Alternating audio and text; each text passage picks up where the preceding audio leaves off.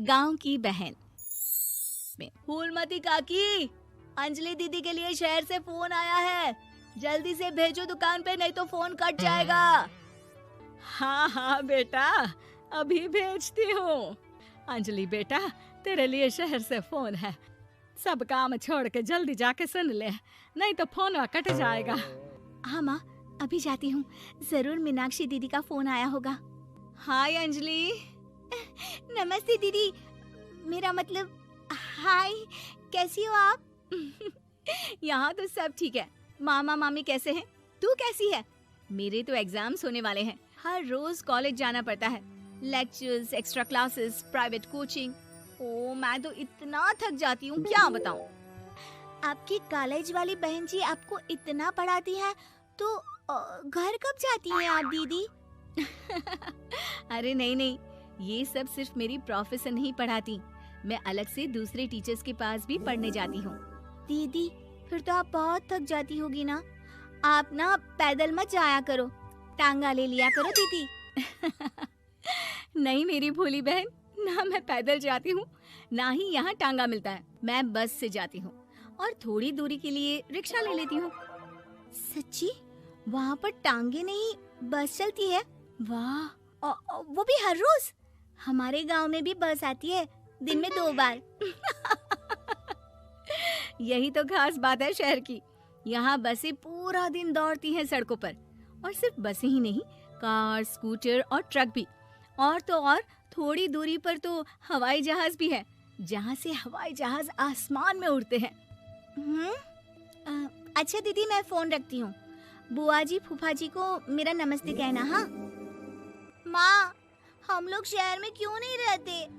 बुआ जी, फूफा जी और मीनाक्षी दीदी तो शहर में ही रहते हैं। अरे क्योंकि तेरे बुआ जी की शादी शहर में हुई थी, इसलिए बेटा। शादी से पहले वो भी तेरे पापा और दादा दादी के साथ गांव में ही रहती थी। तो फिर बा, मुझे शहर भेज दो ना, मैं भी शहर देखना चाहती हूँ। इतनी बार मीनाक्षी दीदी से शहर के बारे में सुन चुकी हूँ, अब मैं भी वहाँ जाकर देखना चाहती हूँ। बस आप मुझे शहर भेज दो। ठीक है, इस बार गर्मियों की छुट्टियों में कुछ दिन रह आना शहर, अपनी बुआ के घर। अब तो खुश ना? हाँ माँ, बहुत खुश। आप देखना मैं शहर जाके कितने मजे करती हूँ। अंजलि अगले दिन स्कूल जाती है और वहाँ अपने सारे दोस्तों को अपने शहर जाने की बात बताकर चिढ़ाती है। अरे श्रद्धा, शीतल, सरोज, तुम लोग इन गर्मियों की छुट्टियों में कहाँ जा रही हो? एकादशी वाले गांव के मेले में। हम तो दूसरे गांव में नानी के घर जाएंगे, उनका घर नहर के किनारे है, बड़ा मजा आएगा। हम इस बार कहीं नहीं जा रहे, बल्कि हमारे घर में रहने के लिए मेहमान आएंगे। और तू? अरे मेरा क्या है, मैं तो बस पास वाले शहर जा रही हूँ, अपनी बुआ जी के घर, वहीं रहूंगी कुछ दिन। तुम लोग चिंता मत करना, मैं चिट्ठी लिखूंगी तुम सबको वहाँ से। पापा मुझे तो चक्कर आ रहे हैं, जी घबरा रहा है। बेटा, शहर आने की जिद भी तो तूने ही की थी, अब पहली बार बस में चढ़ी है तो यही होना था, भुगतो अब। अरे मामा जी, अंजलि, आप लोग आने से पहले बता तो देते, मैं लेने आ जाती बस स्टैंड तक।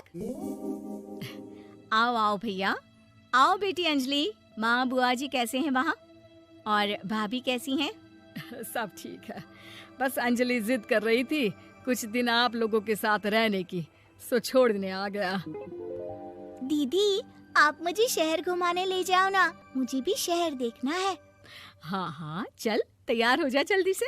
अंजलि तैयार होने जाती है और कुछ देर बाद जब बाहर आती है तो अरे ये क्या कर दिया तूने, मार्केट तक ही तो जाना है, इतनी डार्क रेड लिपस्टिक, इतने बड़े बड़े झुमके और चूड़ियां और चेहरे पर इतना सारा पाउडर।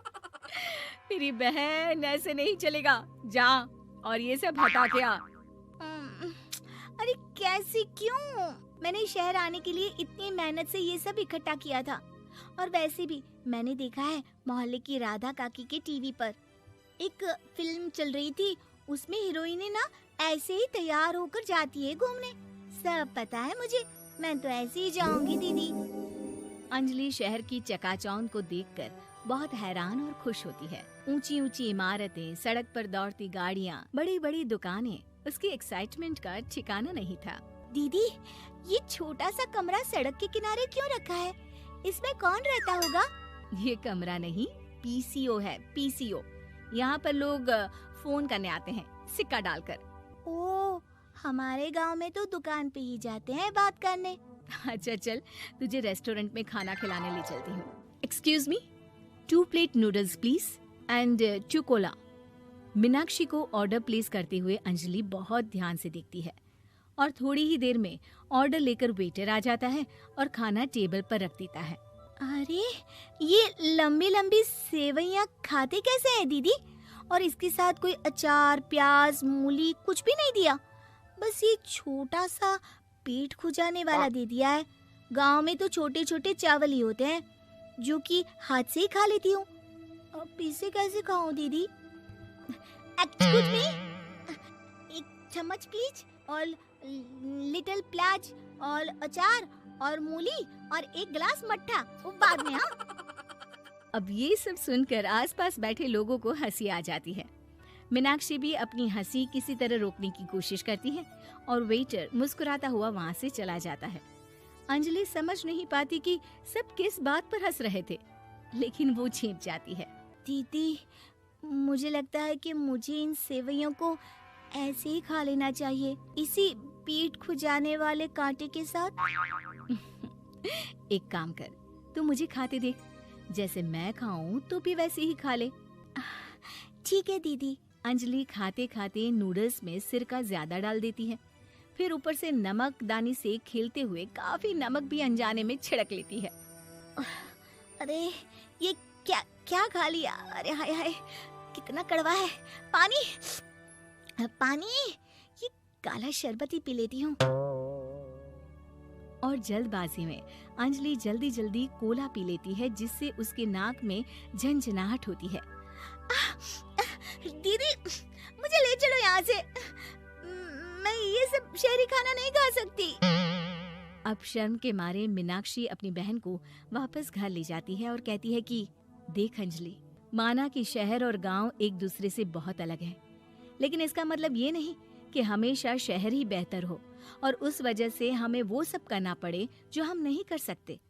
शहर में सहूलतें तो हैं ही, पर चुनौतियां भी हैं।